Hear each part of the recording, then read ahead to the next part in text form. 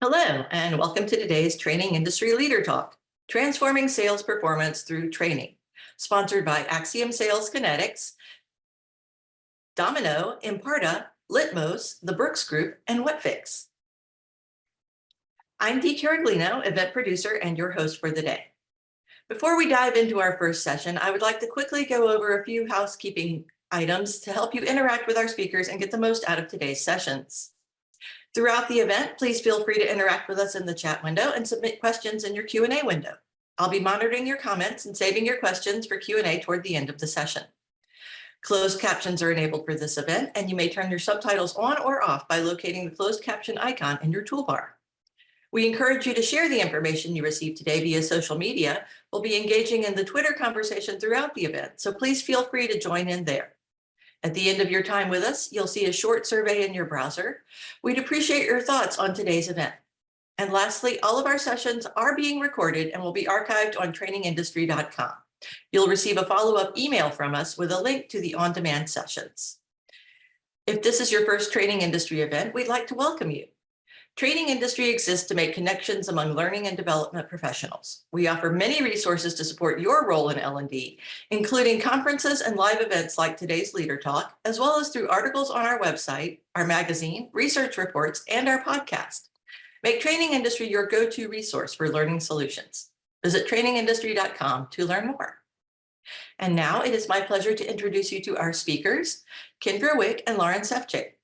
Kendrah is an experienced business, sales, and market development manager with a demonstrated history of hiring, training, and coaching successful teams in the B2B, SaaS, and EdTech industries. She is dedicated to leveraging cross-departmental relationships to grow pipeline and develop high-performance sales professionals. Lauryn is a seasoned sales enablement and operations manager who is passionate about optimizing sales processes and empowering teams for success. With a background in SaaS, she brings over 9 years of experience in driving efficiency and enhancing sales performance. Her expertise lies in developing comprehensive sales training programs, streamlining operations, and fostering collaboration across departments. Welcome, Kendrah and Lauryn. Good morning. Good morning. Hi, everyone. Hope everyone's doing well. Welcome. We're excited to have you all here today as we dive into this critical topic. Throughout the session, we're going to be exploring the distinctions between sales training and sales enablement, as well as uncovering some strategies for enhancing our team's performance. So get ready to elevate your sales game. Let's kick off the session. Awesome. We're going to start today with a couple of statistics that, if you are in sales, are probably not going to be very surprising. The first one, we're talking a little bit about the change in the sales landscape. So 74% of sellers have said that their job is becoming more consultative and less transactional, which can probably account for the fact that our lives are just more remote, and that we have to work a little bit harder to build those trust and relationships with the people that are buying. They want people that are kind of holding their hand through the process, helping them understand what their needs are. It's not so much about the contract, but about building that relationship and having someone understand your needs.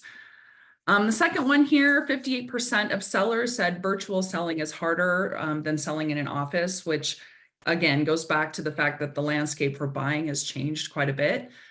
People are meeting in rooms like this instead of face-to-face, and we're not building relationships over a meal or a lunch or a coffee. We're spending more time working behind the scenes on sales. And that leads into the third statistic, which is 29% of sellers are trained on how to be as effective behind the scenes as they are in a room. That seems super, super low, but if you're in sales, it can be really hard to get sales reps to update the CRM and do things in the background because they are so focused on the sale. So we're going to talk a little bit about some of the things we can do to kind of cover all three of these topics. So sales training, for me, when I think about sales training, the first thing I think of is onboarding. I mean, your company needs to provide learning for their salespeople so that they understand the specific skills, not just of the product that they're selling, but of the buyer that they're selling to. Traditional seminars, courses, in different categories. those are the things that we would consider being sales training as opposed to sales enablement. We're training on skills, we're training on product. Again, onboarding is the first thing I think of when I'm thinking of sales training. And we're going to talk a little bit about like a handful of, there are about 6 things that I think of when we're talking about onboarding. When I came to Litmos, which is a little over, just about a year ago, sales and development was a new department within Litmos. They didn't have SDRs, so they didn't have a set training in the system for this role. And because I was new there, too, I needed to have training on the product, our ICP. There were tons of topics I needed to get myself familiar with. And so this was a great opportunity for me to help build out the training for my team as I was hiring on SDRs. And these are kind of the 6 topics that I focused on mostly. And the first and foremost, like understanding the company history. Who is Litmos? Where did they come from? What's their background? What are their goals? What's their mantra, if they have one? Just understanding the company from the basics. I think that's super important for those that come in that might not be familiar either with the industry or familiar with Litmos to start with. Having that kind of baseline understanding of the company's progress through the market. And that kind of goes into market share. Where do we sit in terms of where we are in the market? Who are our competitors? What slice of the pie do we have to better understand where the company fits in the market? This can also lead into understanding who the buyer is. Who is the ICP? Who are the people that we'll be selling to? Sometimes, like I came into Litmos with a background in learning management systems.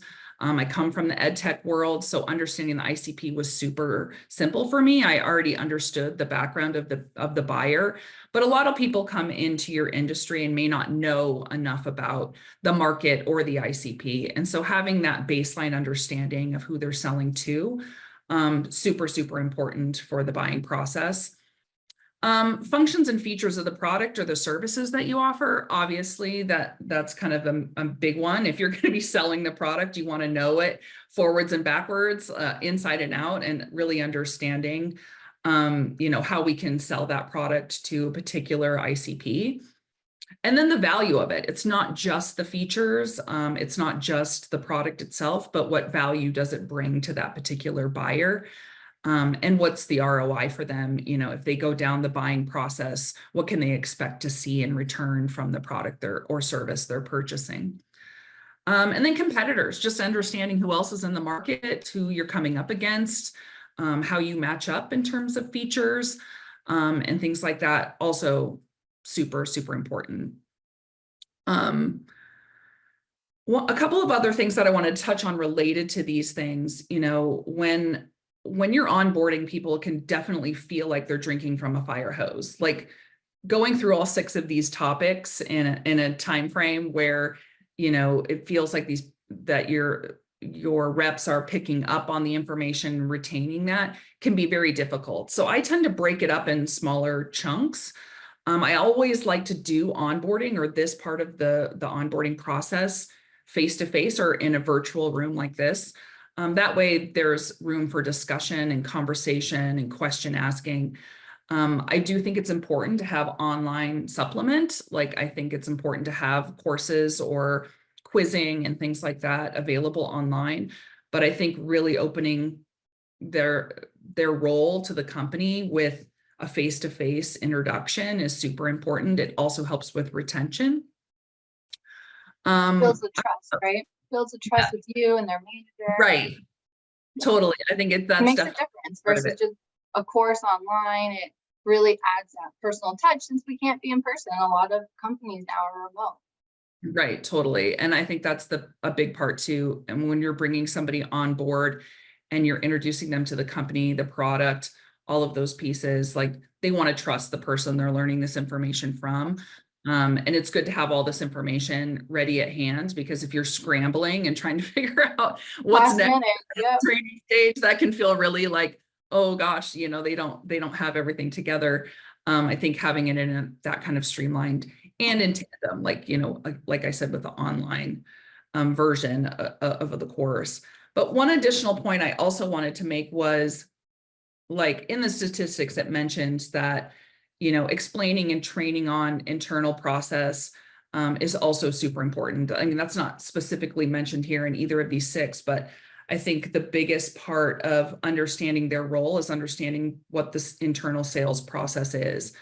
What are my stages? What's the next step? It gives them the confidence behind the scenes, not just in front of people and not just selling, but it gives them that confidence behind the scenes to move that opportunity forward and to feel like they have all the information they need to be successful in the sales process. Process and structure is very important, especially when onboarding. I can second all of those comments that you just made from the enablement side.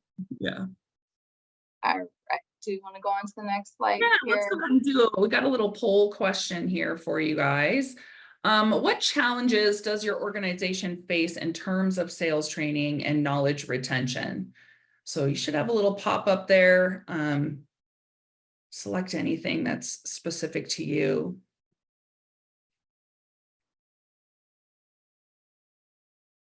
Oh, somebody in the chat said qualifying results. Oh, adoption of the CRM is a huge thing. Adoption of the CRM is kind of, I don't know, maybe it's my pet peeve. Because I feel like sales development like lives in the CRM. I feel like they live in there and they're in there all day long. And sometimes it can feel like a battle with sales to like get them to meet us in that space and like make sure things are updated. We know they're busy selling, but I know. CRM is a big thing for me. I'm always list, right? They have to do it in order for everyone to stay on the same page. It's important for forecasting and moving and progressing leads. So CRM's huge. We need buy-in from everybody. Yeah. As someone said in the chat, it's a huge year-long budget commitment. Like, absolutely. Like, I think, we spend, it's technically Lauren's job at Litmos to spend her time building out these trainings, updating the trainings, what's new in the process, what's new in those 6 topics we just went over, to make sure that the next group of people we bring on board or the next group of sales reps that come in are trained properly and have all the available information. It's a full-time commitment to make sure that those things are up to date, and that people have all the information they need to do their jobs. Comp plans, also a big one. We're kind of right in the middle of that now that it's the beginning of the year. We're looking at comp plans. How do we structure it to make sure people are compensated properly? That plays a big motivational part in understanding the training and enablement. I know that we have sales reps at Litmos who are very dedicated to professional development, understanding where we're at in the process, cross-departmental communication with marketing. They want to better understand, like, how do we compensate them for those things, plus the work that they're doing on the sales side. Right. Lots of good stuff in the chat here.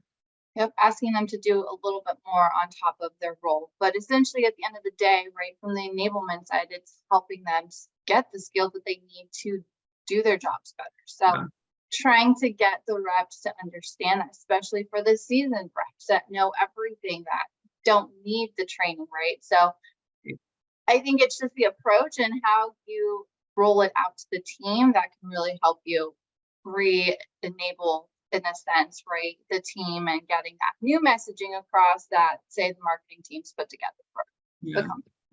Well, for the poll, 66% of you guys said you have difficulty in retaining knowledge and skills learned in one-time training sessions. And that just kind of goes back to that fire hose, like, it's really hard for people to retain all this information being thrown at them. And I think it comes from a combination of, aside from working in sales development, I also coach basketball. And I think it's super important to really understand the learning, how each person, essentially on your team is learning. Are they visual learner? Do they need to write something down? Do they need to see it in action? It can be time consuming to spend that much time depending on the size of your teams. But I also think it's super important at, to have that kind of in-person, have that course available, give them quizzes, intermittently so that they can test their knowledge and understanding, and Lauren's going to go into this a little bit later, but learning to track over the course of their learning where they are. Like, do we need to supplement with additional trainings? Do we need to supplement with more enablement? It's definitely a difficult thing. And I'm seeing that both, not just in the business side, but like on the sports side as well. It can be hard for people to retain information, especially when it's being thrown at them in large chunks like that. Absolutely.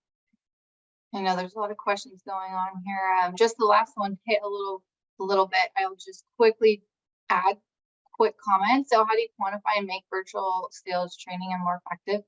And for us, we're trying to make it fun. We're going to be bringing in like a March Madness objection handling type of bracket for our sales team. So we're trying to make it fun and engaging. And there's multiple ways to do it. It's really just putting it all together. So that's kind of what we're working on right now. And I think the team's really excited about it. It's really new. We haven't done it before. And I think it's going to bring a lot of training. Everyone's going to be on the calls and going to be listening to all of the different messaging that are coming from all the different AEs. No one's in the same office again. No one can hear on a phone call what they're saying to their prospects anymore. So it's going to be fun. I'm really excited. So just things like that, enhancing and trying to add some fun to it to get the AEs engaged. All right. So, there we go. Okay. So now let's move into the sales enablement side, right? So we all know it's in high demand and it can lack a clear definition within many organizations because of, right? But not limited to, varied interpretations of it, complexities of the sales process, and the evolution of sales landscapes as a whole within different industries. It's always changing. This has been an ongoing conversation here at Litmos as well. So you're not alone. I feel like every company has it at one stage of their evolution, right?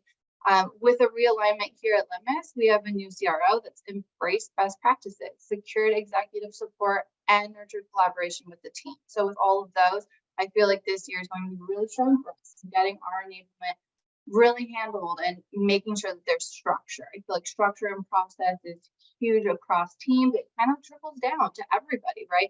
If there's no alignment with the SDRs and the AEs, how does that lead go from a lead to an opportunity, right? Like we want it to be streamlined, same messaging across the board. That's really the goal.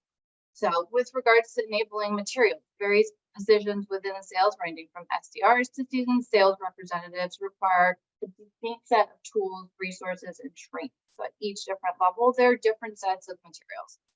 And with all of those, right, creating the resources across the spectrum, it's essential and vastly needed.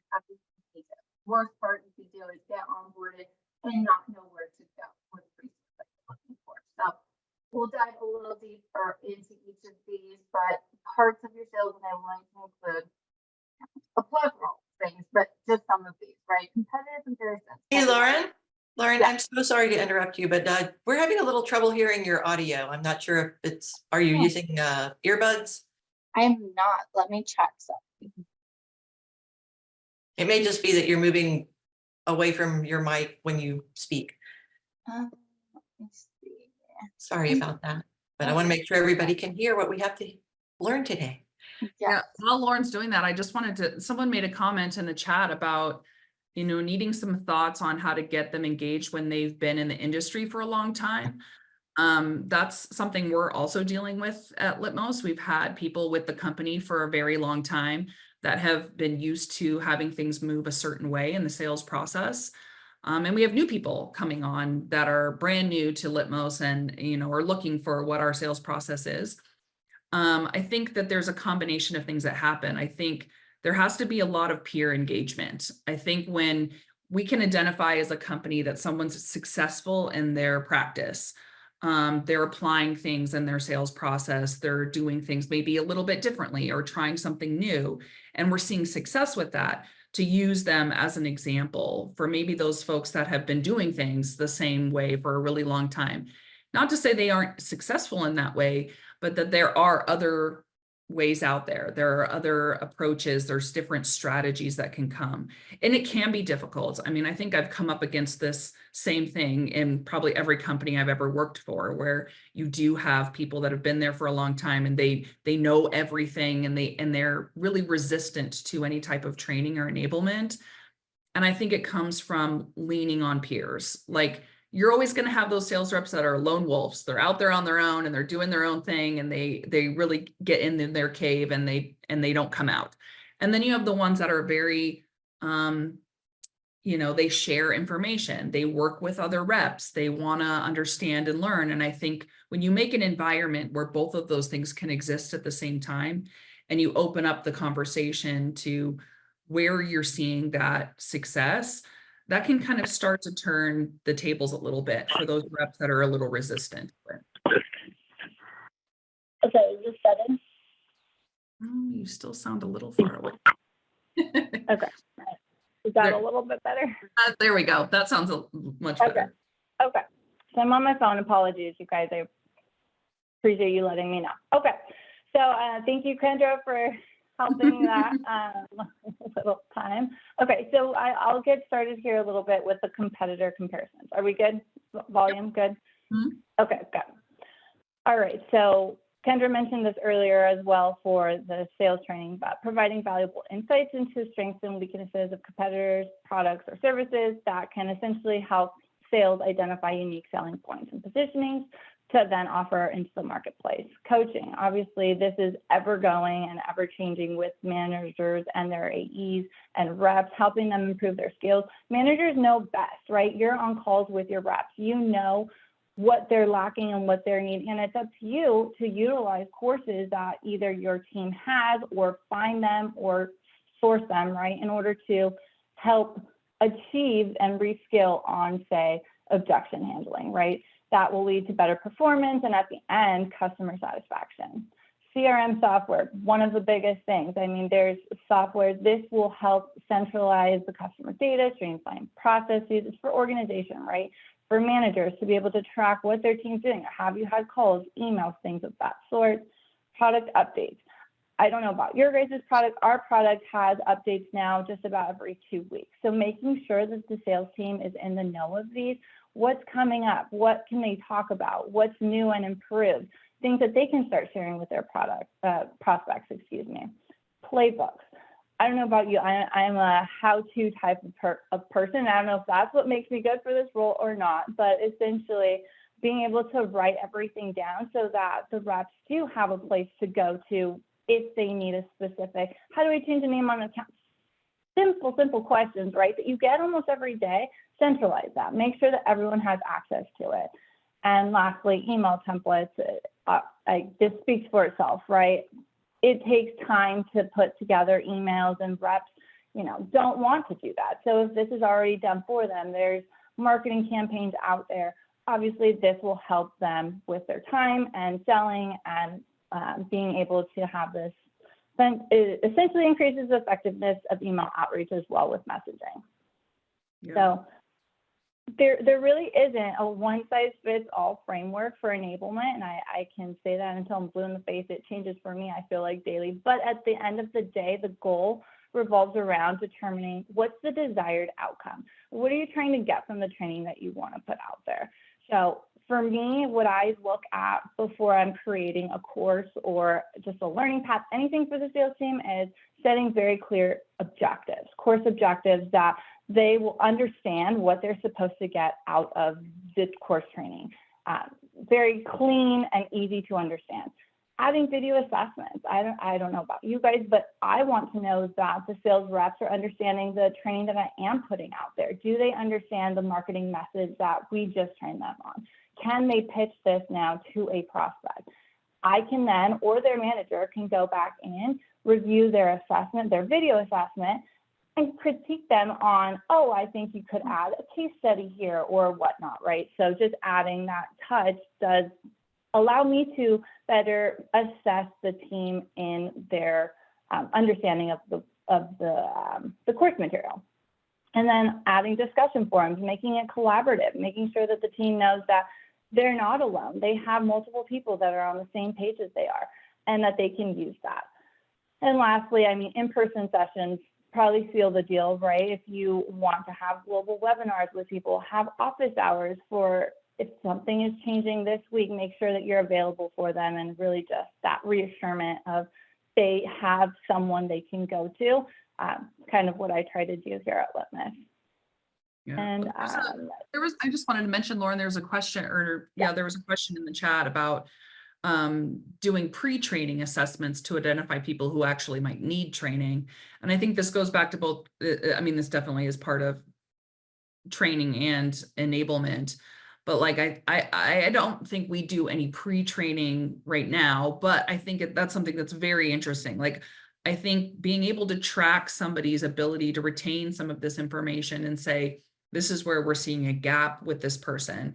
Or like, you know I hired some people in sales development that already had learning management system background. So I know I didn't have to spend so much time training them on that particular portion, but maybe just on, you know, the product, like here's what you need to know about this product specifically.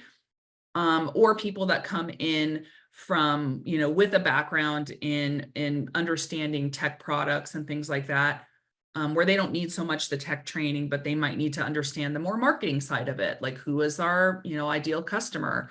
How do we build relationships with them? So I think it goes back to the idea that, you know, you're looking at the way people learn on your team, you're assessing their knowledge, you're listening to some of their calls, you're hearing some of the things they're saying. You can kind of pick up on maybe where there might be some gaps in the training, or there might be some gaps in their understanding around product or process. So I think there's a combination of things, whether you're tracking it, like, you know, we do tracking inside of Litmos. We're able to see, you know, who's completed courses and how well they're doing. You know, we could kind of start to build out that path that Lauren's kind of talked about. Yeah. And I see Trey said needs analysis is where I start first. And essentially that's exactly it. Like, what is the need, what to prioritize, right? In some companies, there's just a lot of things that need to be done, and you really do need to prioritize. So Trey, I second that one too. Okay, and I'll just end here. You know, the journey of supporting the sales team and refining sales enablement efforts it's an ongoing, and it's ever evolving. It's always changing, right? There's new systems that come in play that need to be trained on, and at the end of the day, just staying on top of it and know what's coming, so that communication is key, right? You want to make sure everyone stays on top of everything and don't feel as though they're the last to find out. That's what I've found has helped the team. So I will go on to the next slide here, and let's in the chat, if you guys can share what types of sales enablement you're providing your team. I know some of you guys have shared in the chat already, but we would love to learn a little bit more about your guys' enablement efforts at your companies. Yeah, we were talking about this yesterday, Lauren, like we're a learning management company, and this is what we do every day. It's so good to hear other people's suggestions for things. We can get in, you know, blinders on and be like, well, we're doing it this way. But like, I'd love to hear from outside people, like, what are some things you're doing, you know, to keep people engaged, to keep them interested. I know a lot of people talk about gamification and like badges and calling people out when they, you know, finish a training, things like that, that definitely help people feel like they're accomplishing something when they go through these trainings. Oh, pathways on LinkedIn, I've heard that a lot. Practical case simulations. I love fun training. That's one of those fun training platforms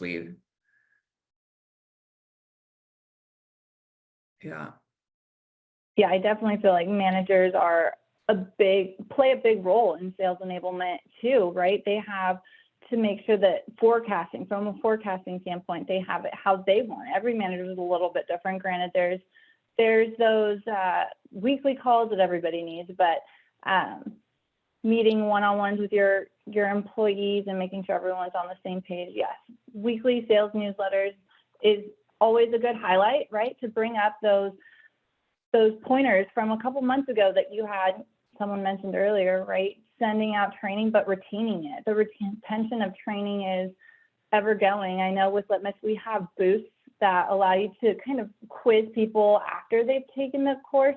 So we enable those here in our platform as well. So say 2 months ago, you took a course, and 2 months later, here we go. Let's make sure you retain that information. If not, retake the course, right?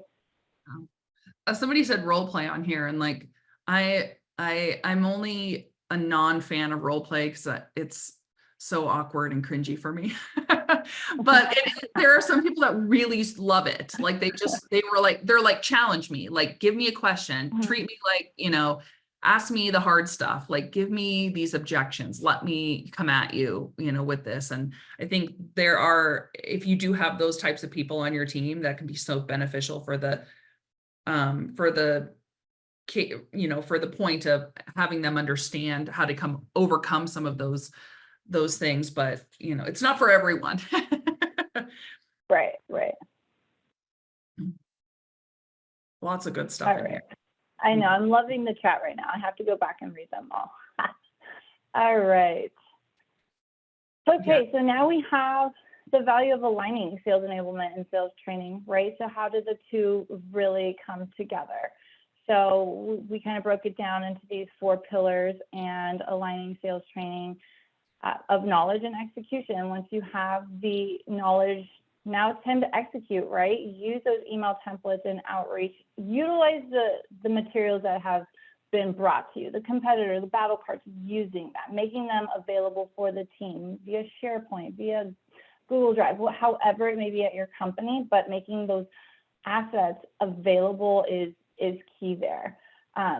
Let's see, solution-based selling. I mean, it's the value of adding the solution to how is it going to better for your prospect, right? That's huge. And building the trust and credibility. They trust you to enable them with the best practices, with all of the key elements that they need to sell. So having all of that aligned, you need sales training and enablement for both of those to succeed. Yeah.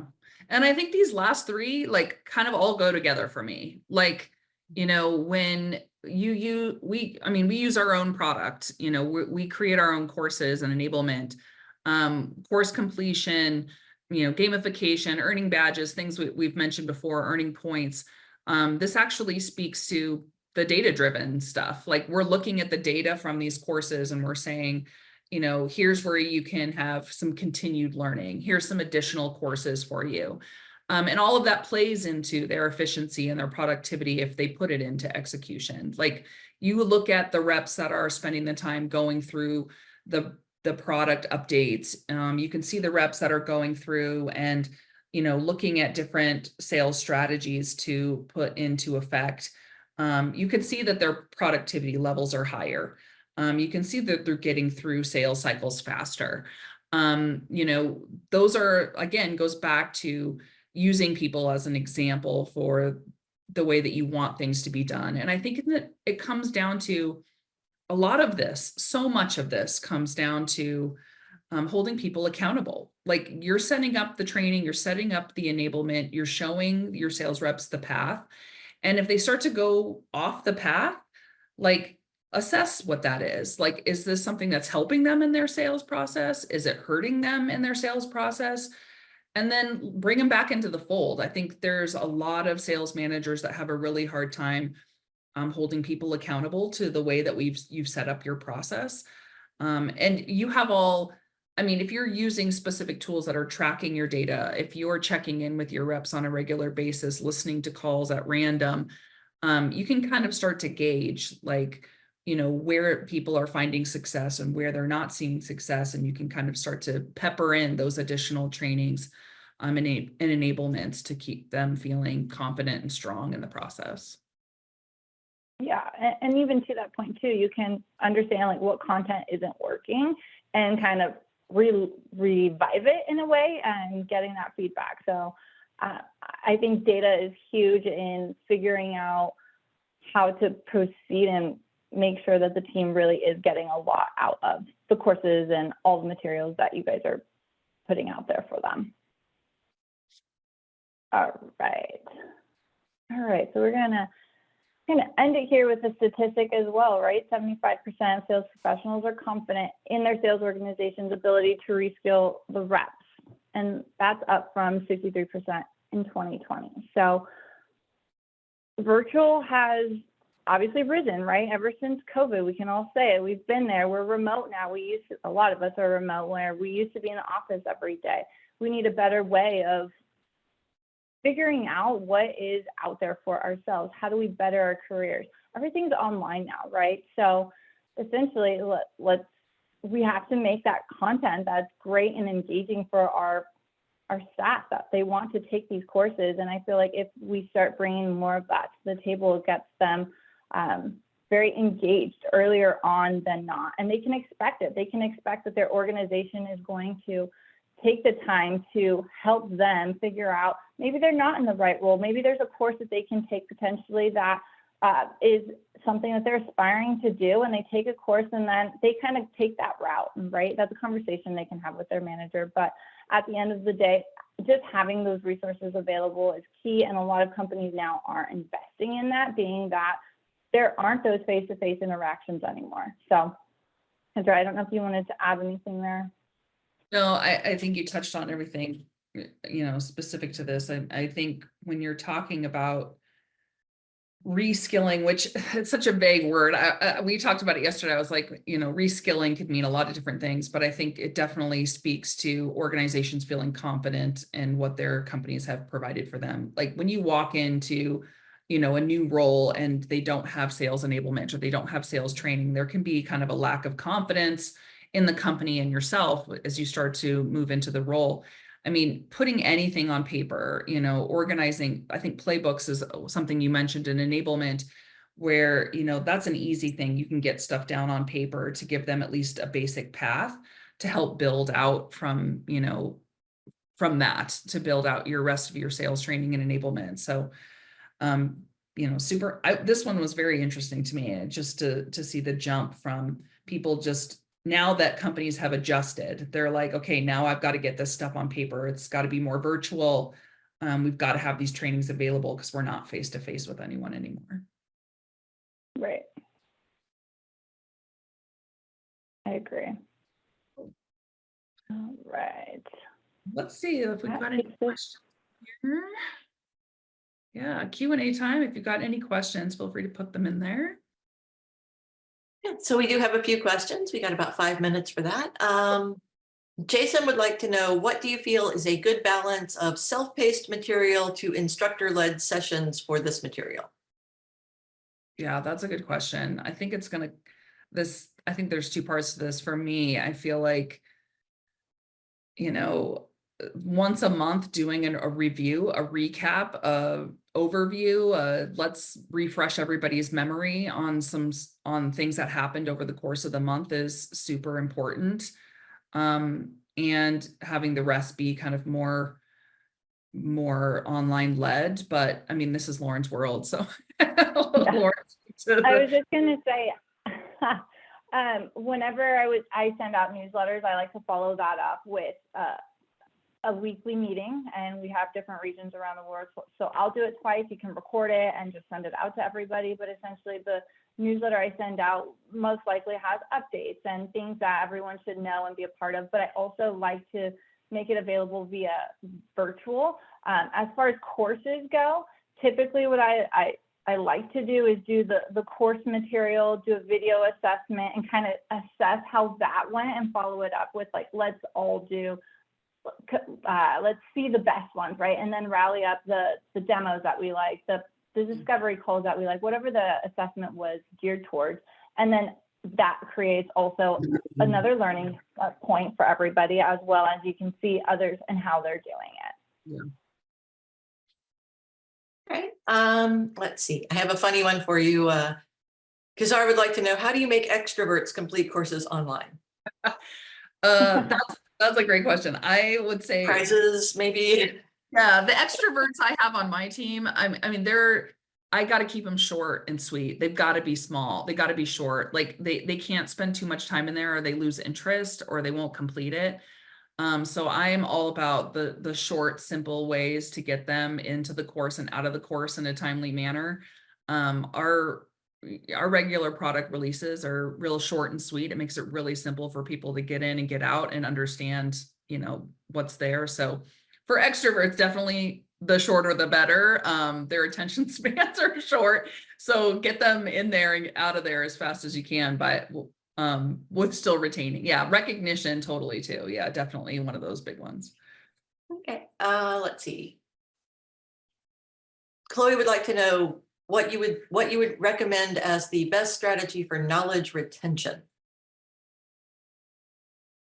Knowledge retention. So it's an ongoing thing, right? Retention, I would say, provide quizzes continuously. So I know our system has, and if you guys are using LMSs of your own, if they have the ability to do those pop-up quizzes, it's the best way to have that retention. So they'll take a course, and after the course is completed, it essentially has these, you can set the time of when, but say like 2 weeks later, you want them to have a question about the course that they took 2 weeks ago.